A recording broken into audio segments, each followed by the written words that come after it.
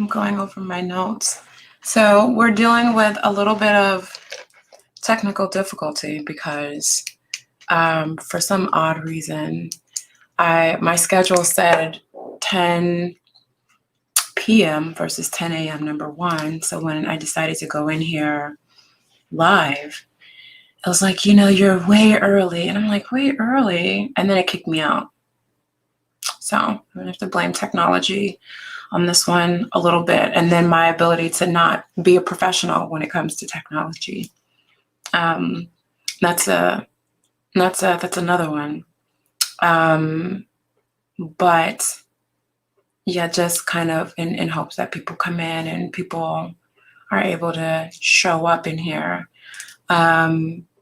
Hopefully everyone gets the correct link and they're in here the way they're supposed to be in here.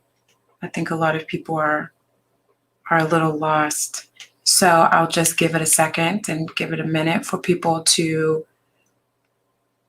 pop in here. Yeah.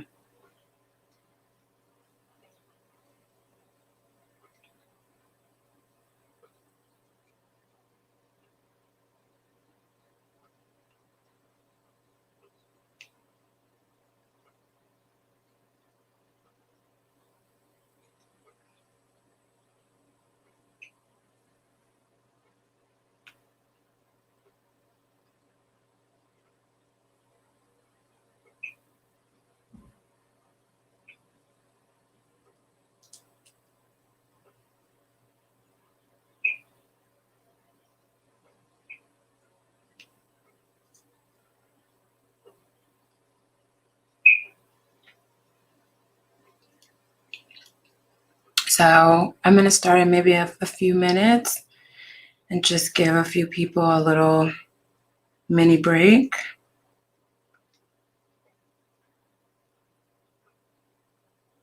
For those who are looking. Finally, I can see and hear you. Good morning. Hi, Jurgen. Good morning. Yeah, technology has been a little weird this morning, and it kind of kicked me out and then changed the time. It just, I can't help but just blame technology. That's all I got is to blame technology. So I'm going to give like maybe 2 more minutes for everyone to kind of take a moment and pop in here when they can. Hold on. And then start. So this is the journal that we'll be going through and talking about. I've been doing a lot of writing for the month of May, right? And one of the things that I've been talking about and writing about is some compassion for myself and how I communicate with myself and how I have been communicating with myself through all of the ups and downs that I've been going through for the month of May, right? And it hasn't been perfect, but and I know better. So I always say when I know better, I do better. And because I know better, I always have a high standard to do better. But in my humanness, I do fall short. And that can, make me be even harder on myself. So some of the notes and some of the things that I've been writing is, compassion for myself and how I'm showing up in the world and how present am I in a lot of the relationships that I'm in, whether that is in romantic relationships, which I don't have any, but my friendships, my workships, right? All the ships, my relationships with like my family, my brothers, my parents, my godparents, my son, and so on and so forth, right? And I'm just gonna kind of get out some of the things that I was discussing. And one of the things when it comes to compassionate communication is understanding who you're dealing with and who you're talking to. And understanding the relationship and the type of relationship you have in your circle, if that makes sense. So I'm just going to read a lot from my notes and then kind of take it from there. Going through my journal for the past few weeks, it's a little scattered, but it'll make sense as I talk about it, because the whole point and purpose of this journaling is that we journal together and we figure some things out together. And we find that the common denominator is healing and growth and love. So I put in here that a large part of my healing is the ability to feel safe. And safety is not just being in the physical aspect, but also how well connected someone feels with me, as the absence of threat. Also, how comfortable I feel with someone else, right? So I was having a conversation with someone and I was saying how it's important to feel understood when communicating with someone as an act of love, right? Love isn't always just the emotional and the feelings part of it, but it's feeling safe enough to be vulnerable, feeling safe enough to be understood, right? Feeling safe enough to be forthcoming and transparent with who it is that you're speaking to. And a lot of times, we're not always comfortable because we don't feel safe. Sometimes we withhold information and all the information when we're communicating to someone because we don't feel safe enough or comfortable enough to share certain things that in our mind is pretty heavy, and it's even pretty heavy for us. So just talking about my own experience, sometimes I don't share things with people, and I have that bad habit when it comes to asking for help. I have a bad habit of not asking for help because sometimes I think that people won't understand the kind of help that I need or what that will require. And I don't always feel safe enough to be forthcoming and share, because I will immediately think that someone may not have the amount of compassion that would be necessary or required to support me and mirror back to me what it is that I need help with, right? And that's a part of the teaching people how to treat you, which takes time. It's an area that I have to get better at. So it's really important to feel safe, not just, say I love someone and that's, the feeling part and the emotions, because our emotions go up and down. I know mine do sometimes. And when your emotions are kind of on a wave and it's up and it's down, my consistent dedication to my unconditional love is my unconditional ability and desire to understand who I am and where I am and what my basic needs are and how they can be met, right? And having that type of compassion for myself is consistent love for myself and showing up for myself. So what I want you to do in your journal, especially in, let's say you have in the beginning of your journal, right?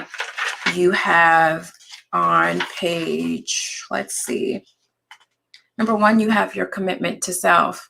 Your commitment to self, which is on page 5, that everyone should have signed.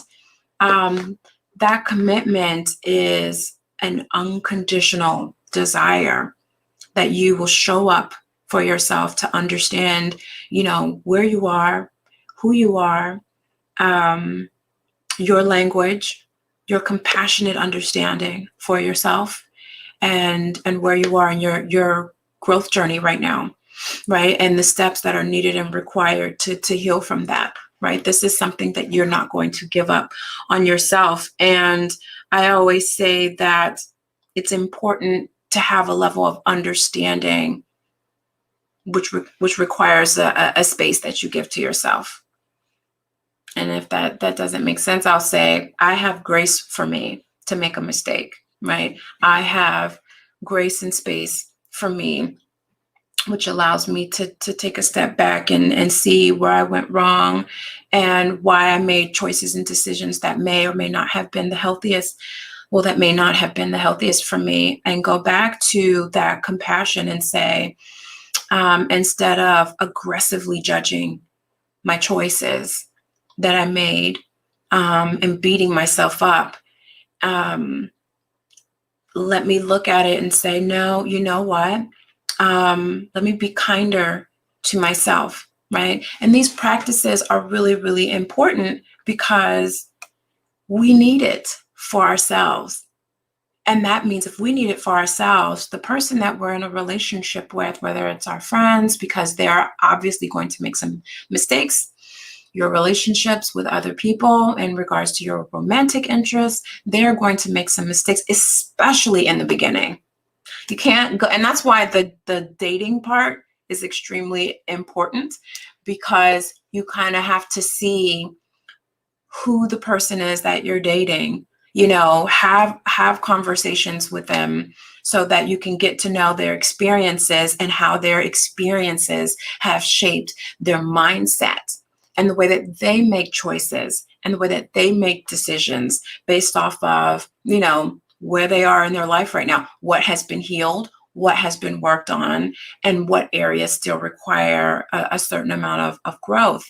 And I put in my notes that you have to be comfortable enough with witnessing and addressing your own pain to be compassionate for someone else's, right? And a lot of times we're not comfortable enough sitting with ourselves and sitting with our own pain and looking at it for what it is and inserting some healing. And that takes time. It's kind of, going deep down into the valley, and not going down the valley, at the bottom of the mountain to hurry up and get across and get to the other side, but getting down into the valley at the bottom of that mountain and sitting there and sit there long enough to where you learn from it. You learn down there. You in this funky little, valley that you're in. If you're so quick to move on and move forward, you're destined to kind of repeat your mistake, right? And then the first thing you'll do is be like, oh my God, I'm so stupid. I keep making the same mistakes. Or I'm so fill in the blank, right? And what I want you to do is do better at understanding the language that you use when you're using it towards yourself. Again, I'm talking from a whole bunch of notes that I wrote in my journal. And so to seek compassion is to understand versus to condemn, right? How do I seek compassion for myself? Aggressively judging myself and being able to accept myself in my healing. And it's difficult. It's difficult to address, and it's difficult to face things that we are unwilling to address. Hence the reason why I say when you get in the valley, you want to stay in there until you've done the work, and then you climb the mountain to the other side. That way you shed some of those behavioral patterns that don't serve who you are in this age and phase of your life. And for me, like in my journal, what I did was I put in here, why do I want areas of certain growth and healing in areas, right? So for me, my language is really, really something that can be a stickler for me. Sometimes you can speak without really thinking and you're reacting versus responding, which is not necessarily the best thing. Sometimes for me, it can be a challenge not to jump into old patterns, right? So I have to do things to constantly remind myself, and usually I put like little sticky notes, and I have Post-its everywhere with kind language and compassionate language that I can use to replace things that are not healthy for me. I don't know if you guys are doing that and writing those things in your journal. So when I write goal settings, every top of the month, inserting compassionate language in all aspects of my life. And that can be a challenge for me. Being slower. I can be slow to anger and quick to forgive, but I need to work on being slow to being irritable. I can get irritated kind of quick. Sometimes being around someone that is new in my circle or new who's around me, that can be a stickler. Making sure that another thing that's in my journal, I'm looking through it right now, is making sure that my intentions are not only, good, but are effective, right? I was talking to a friend of mine the other day, and she was saying, how is it, how do you pay attention to people's intent when having a conversation? How in relationships are you able to understand someone when they are repeating the same mistakes? Like, how do you know if it's their intention to get under your skin or not? But number one, I would say that when you're talking to for example, and someone has made a mistake, the first thing that you want to do in that conversation is, if you love them and they love you, and you have that core foundation confirmed and it's strong, then that person has no ill intent, right? Their intention is not to hurt or harm or offend, right? But their behavior is harmful. Their behavior is hurtful. So usually what I say to do is kind of talk about what did you mean to do? What did you mean to say? What the message that, was trying to get across. I know that you want to be heard, and I know that you want to be understood. And I know that I need to offer a safe space for you to be heard and to be understood. What did I do to cause you to behave in that way? Did I trigger you? Did I say something that was offensive? Because I need to know what your intention was. And then we can work on the behavior, right? Because the behavior is the result of someone's emotional offense, them feeling offended or them feeling hurt by you or whatever the case may be. And now they've lashed out and they've hurt you. So it's kind of getting to the bottom of what people's intentions were and be able to communicate with compassion and say, I love you. I want to make sure that I don't do anything to upset or offend or trigger or hurt or harm. And I know that you wouldn't do anything intentionally to hurt or harm me. So let's figure out, what the intent is, and be able to say that and understand it, right? And have come to an agreement and a healthy understanding. So that's kind of how I answered that question when it came to people making choices and mistakes. Now, if they keep doing it after you tell them what you've done was hurtful, what you've done was harmful, let's try to find another way to get your point across. Let's find another way to communicate what it is that you need or want from me. And they keep doing it, then now they've crossed a healthy boundary. Now they're doing things. And I think now it's no longer an unconscious mistake that they're making. I think it's a conscious decision to disrespect, hurt, harm. Then it's up to you to, love yourself enough to put your healthy boundaries up. What you're willing to tolerate, that's up to you, because only you can know that, if that makes sense. So one of the things that I need to work on is making sure that in my relationships that I'm not in zombie mode. So with a lot of the stuff that's been going on in May. I was in a car accident, I think a couple of weeks ago. Now, you guys know I was in an accident before, but a couple of weeks ago I was hit by a drunk driver, and he was not paying attention. And so that was, a whole thing. It was a whole lot.